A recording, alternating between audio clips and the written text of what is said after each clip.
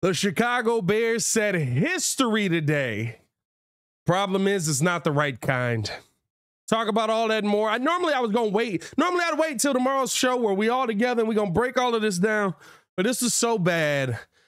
I had to drop an episode tonight. Let's talk about all that and more in today's episode of the Windy City Breeze Sports Talk Daily. Let's go.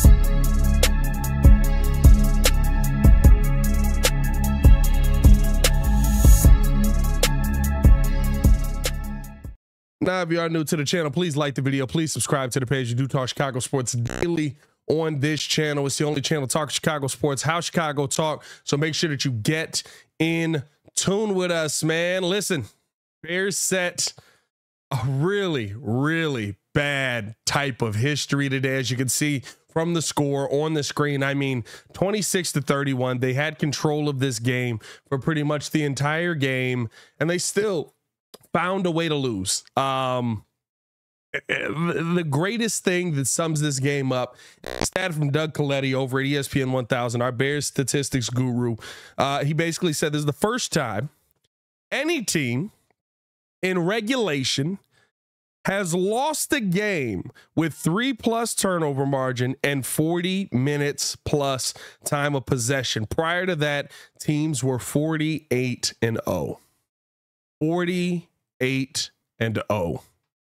And the Chicago Bears found a way to lose this one. I mean, this is, if that doesn't tell you about incompetence that is on your team as far as the coaching situation that you're in, I don't know what does. I know there's some people still out there that are going to look at Justin Fields and they're going to say, you know, he didn't do enough for us to win. He had you up 12. All your defense had to do was get a couple of stops, but he didn't do enough for you to win. He also put you in position where you could have gone for it. And on this situation, right, we elected not to go for it on fourth down or even challenge it. Not going to lie, there was a 4th and 1 situation in this game where I really thought that Justin Fields had the first down. They don't challenge it, and you end up losing out on this.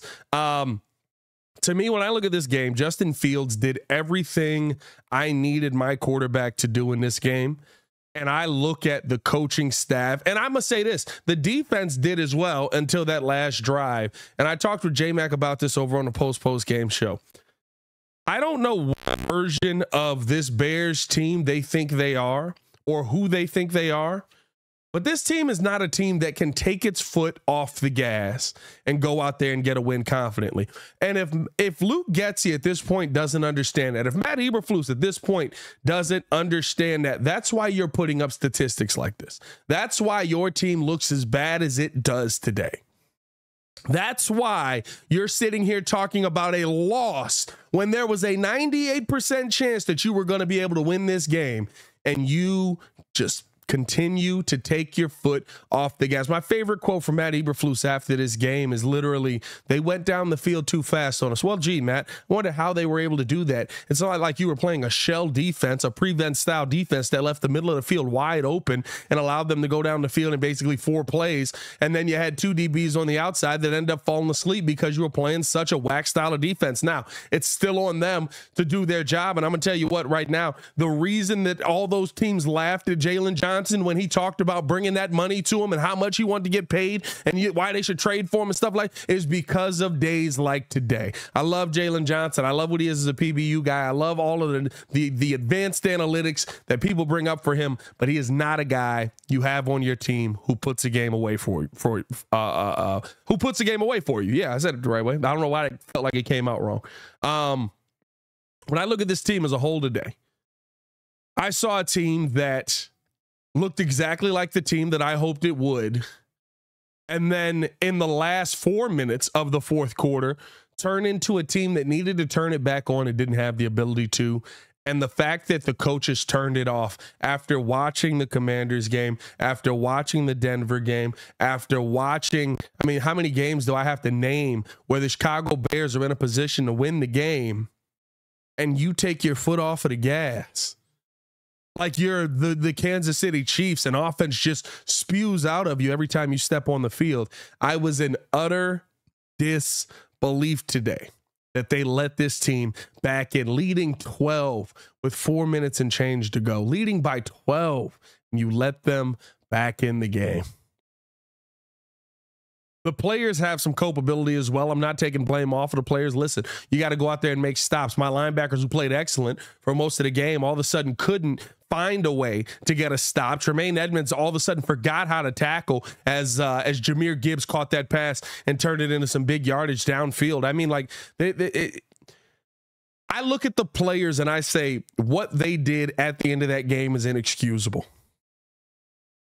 But trying to switch your brain back into we're in killer mode is not a simple thing to do, especially when your coaches take the game out of your hands. To me, the coaches simply took this game out of the players' hands. They said, we're not going to lose it. We're not going to let them go out here and you're going to make some costly mistake over the middle that forces you to mess everything up. You're not going to do that. So we're just going to play prevent. We're going to play shell defense. And then when you needed them to get a stop, guess what?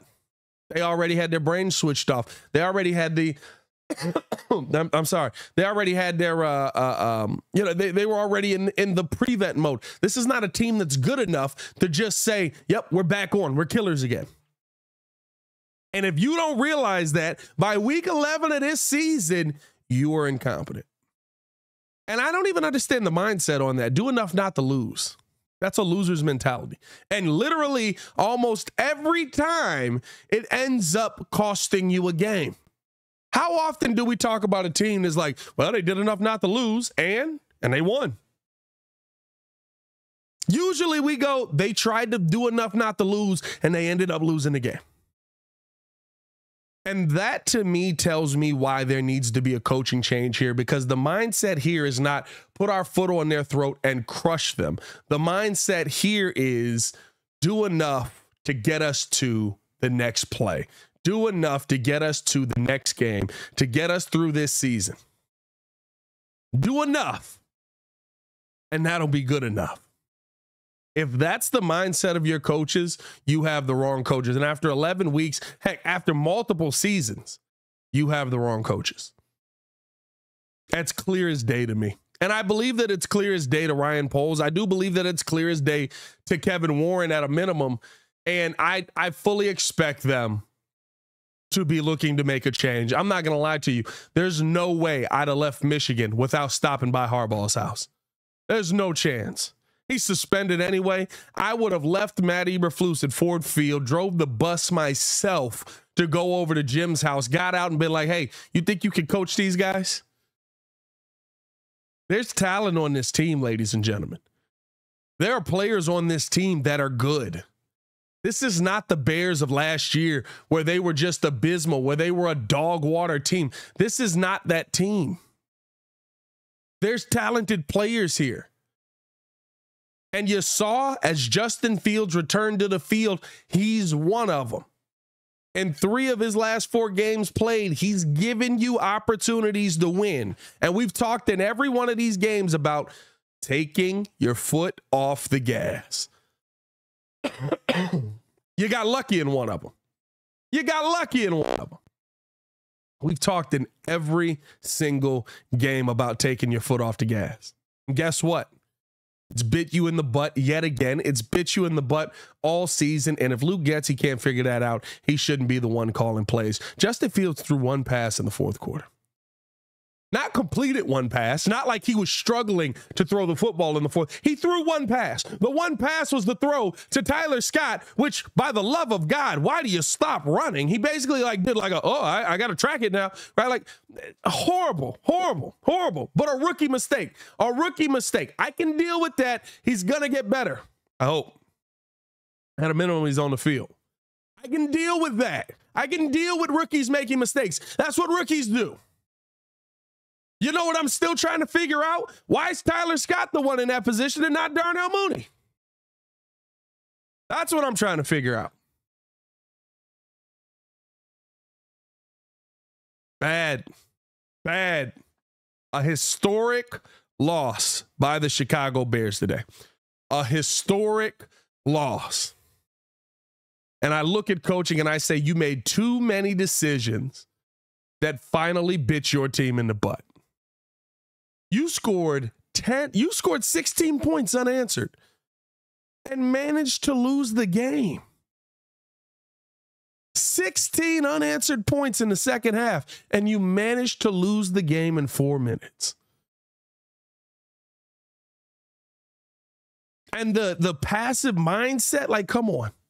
I'm sorry. The thought process of your coach is destroying the chance for your team to win games. And you hear him talk about it in the post-game show. Well, we felt that was their safe play. We felt that was good enough. We like that play call. You like that play call, but that play call didn't work, or it didn't get you 7, or it didn't, like, there's so much of this, like, oh, we're good here. We're okay on this. We're fine with this. No, you're not. Because if you were fine with this, I wouldn't be sitting here talking about a loss right now. But the fact that your head coach is fine with this tells you all you should need to know. And it's gonna permeate through the rest of your coaching staff. Luke Getsy's the same way. Put off the pedal, run the football, close out the game. We don't need Justin Fields to throw the football. If you're wondering, right, like, well, Pat, you're sitting here talking like Justin was slinging the pill all day. Justin in the first quarter, he was 6 for 9, 52 yards. And he rushed it for 41 yards in the first, right? They changed what they were doing. They literally were putting 7 in the box up front. They were saying, run at us. You're not going to run the football the way that you did again. They didn't. Second quarter, Justin, 5 for 7, 51 yards. Carried it another 5 times. Only got 2 yards. They changed what they did, and they took the lead. And I saw some things from the players, false starts, different things like that. The center change came in. I thought Dan Feeney stepping into center. Good job, Dan Feeney. I'm not going to lie. He proved me wrong. Phenomenal mully out of that young man there. I thought he played a heck of a game there. And I should be talking and praising him after this game for stepping in and being able to go out there and make plays. But what am I doing? No, I'm still having this conversation. Because now I'm sitting here looking at, okay, after that, you're seeing players still be thrown off because the center can't get the snap count. Justin Fields able to overcome that. Gets his team back in order. Gets points out of it. Not enough points. I would love to see touchdowns on that. I was very irritated by the fact you couldn't get touchdowns out of that. But guess what? This is a top 10 defense. It's tough to score on top 10 defenses. It's really hard to score touchdowns on top 10 defenses. You're navigating through a top 10 defense. I give the offense credit for that. You get to the third quarter, Justin slinging it into the third, 5 for 6, 66 yards, 152 QB rating. You're finally moving the football the way you need to, and you get a touchdown out of it.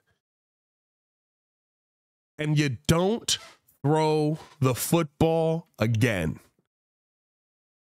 You don't throw the football one time after that. No, I'm sorry. You did throw it one time. One time to Tyler Scott. Unacceptable. Unbelievable. And every time I think that we've had the worst loss of this franchise's history, they find another way to do it. Let me know how you guys felt about this game, man. I just needed to get some of that off my chest. I'll be in the comments talking with you guys as well. As always, it's your boy Pat the Designer back at it again. Can't believe we lost this game. Y'all stay safe out there, Chicago. Peace.